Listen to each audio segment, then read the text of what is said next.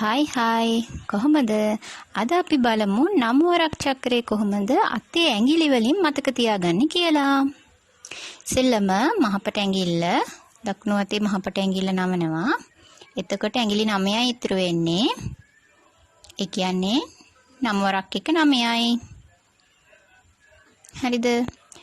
ඊළඟට නම් වරක් දෙක දෙවෙනි ඇඟිල්ල නමනවා. එතකොට නම් වරක් දෙක 18යි. ඒ කියන්නේ නවපු ඇඟිල්ලෙන් දකුණු පැත්තේ තියෙන හැම වෙලාවෙම 10 ගොඩවල්, නවපු ඇඟිල්ලෙන් වම් පැත්තේ තියෙන්නේ 1 ගොඩවල්. හොඳට මතක තියාගන්න. නම් වරක් 2 18යි, නම් වරක් 3 27යි, නම් වරක් 4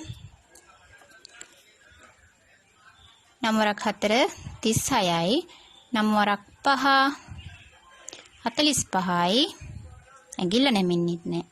නම් වරක් 6 54යි, නම් වරක් 7 63යි, නම් වරක් 8 72යි, නම් වරක් 9 81යි, නම් වරක් 10 90යි. ඒ කියන්නේ නව පැංගිල්ලෙන් දකුණු පැත්තේ ඇඟිලි 9ක් දිගෑරලා තියෙනවා.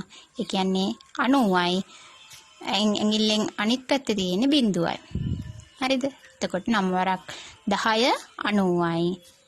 නම් වරක් 10 දක්වා විතරයි පුළුවන්. නම් වරක් 11 99යි, නම් වරක් 12 108යි. හරිද? එහෙනම් සුබ දවසක්.